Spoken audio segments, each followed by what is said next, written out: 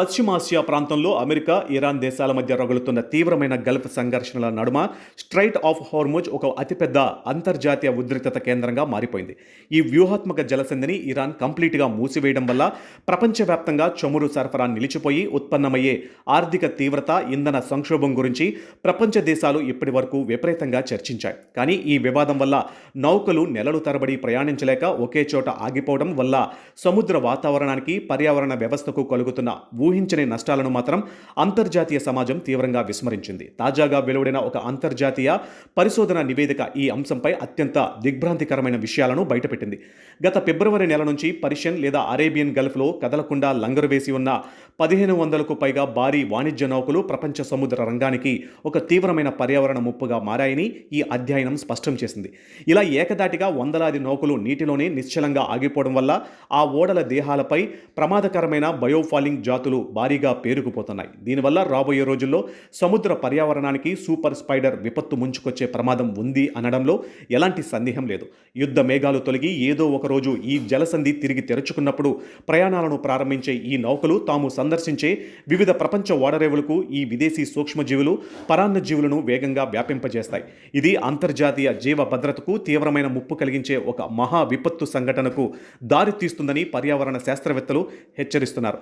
ఇలా ఇతర ప్రాంతాల నుంచి వచ్చే అన్య సముద్ర మొక్కలు, ప్రమాదకరమైన జంతువులు, పరాన్న జీవులు, రకరకాల వ్యాధులు వ్యాపించడం వల్ల వివిధ దేశాల స్థానిక సముద్ర పర్యావరణ వ్యవస్థలు పూర్తిగా ధ్వంసమయ్యే ప్రమాదం ఉంది. సముద్రంలో సహజ సిద్ధంగా ఉండే వన్య చేపల జనాభాతో పాటు కోట్లాది రూపాయల ఆక్వాకల్చర్ నిల్వలు, తీర ప్రాంత ఆధారిత పరిశ్రమలపై ఇది తీవ్రమైన ప్రతికూల ప్రభావాన్ని చూపుతుంది. ఫలితంగా కట్టడి చేయలేని పర్యావరణ నష్టంతో పాటు వివిధ దేశాలకు కోట్లాది డాలర్ల ఆర్థిక నష్టం వాటిల్లుతుంది. నిజానికి నౌకా రవాణాకు అంతరాయం కలగడం వల్ల ఇలా నిలిచిపోయిన ఓడలపై సముద్ర జీవ కాలుష్యం పేరుకుపోవడం, హోర్ముజ్ జలసంధి క్లోజ్ అవ్వడం వల్ల జరగడం ఇదే మొదటిసారి కాదు. గతంలో కూడా ఇటువంటి ఉద్రిక్తతలు చోటు చేసుకున్నప్పటికీ అవి చాలా తక్కువ కాలంలో ముగిసిపోవడం వల్ల పర్యావరణ నష్టం ఇంత తీవ్ర స్థాయిలో జరగలేదు. కానీ ఈసారి నెలల తరబడి ఓడలు నిలిచిపోవడమే ఈ పెద్ద ప్రమాదానికి మూల కారణంగా మారింది. ప్రపంచవ్యాప్త సముద్ర వాణిజ్యంలో వస్తువులు, ఇంధన రవాణాకు నౌకలే ప్రధాన మార్గం. ఈ నేపథ్యంలో పరిశోధకులు ప్రపంచవ్యాప్తంగా సముద్ర మార్గాలలో 24 కీలకమైన అడ్డంకులను గుర్తించారు.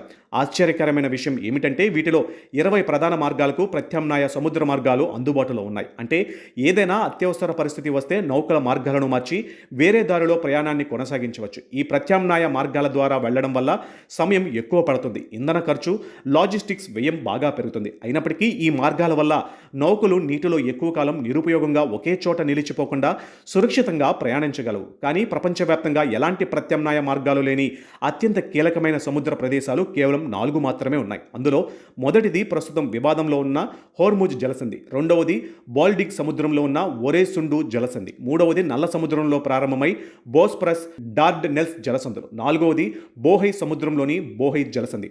హోర్ముజ్కు వేరే ప్రత్యామ్నాయ దారి లేకపోవడమే ప్రస్తుతం ఓడలన్నీ గల్ఫ్లోనే చిక్కుకుపోవడానికి ప్రధాన కారణమైంది.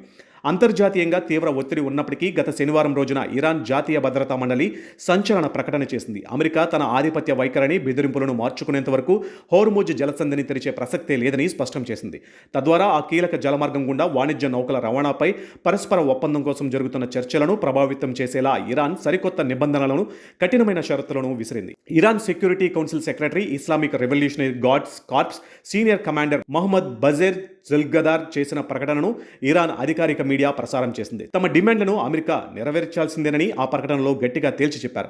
ముఖ్యంగా అమెరికా భవిష్యత్తులో ఇరాన్ను ఎట్టి పరిస్థితుల్లోనూ మళ్లీ బెదిరించకూడదని, అలాగే ఇరాన్ పశ్చిమాసియా ప్రాంతంలో ఇరాన్కు మద్దతుగా ఉన్న దాని సాయుధ మిత్ర దేశాలతో అమెరికా కొనసాగిస్తున్న యుద్ధాన్ని శాశ్వతంగా ముగించాలని వారు షరతు విధించారు. కాగా ఇరు దేశాల మధ్య అంతర్జాతీయ ప్రాముఖ్యత కలిగిన ఈ హోర్ముజ్ జలసంధిపై నియంత్రణ, నౌకల రక్షణ కోసం ఒమాన్తో ఒక ప్రత్యేక ఒప్పందం కుదుర్చుకునేందుకు తాము చాలా దగ్గరగా ఉన్నామని ఇరాన్ వర్గాలు వెల్లడించాయి. ఒకవైపు రాజకీయ, సైనిక చదరంగంలో అగ్రరాజ్యం అమెరికా, ఇరాన్ హోరాహోరీగా తలపడుతూ ఉంటే మరోవైపు పర్షియన్ గల్ఫ్లో నెలల తరబడి నిలిచిపోయిన నౌకల వల్ల సముద్రంలో బయోఫాలింగ్ రూపంలో ప్రపంచ పర్యావరణానికి కోలుకోలేని దెబ్బ తగలబోతుంది అనడంలో ఎలాంటి సందేహమూ లేదు.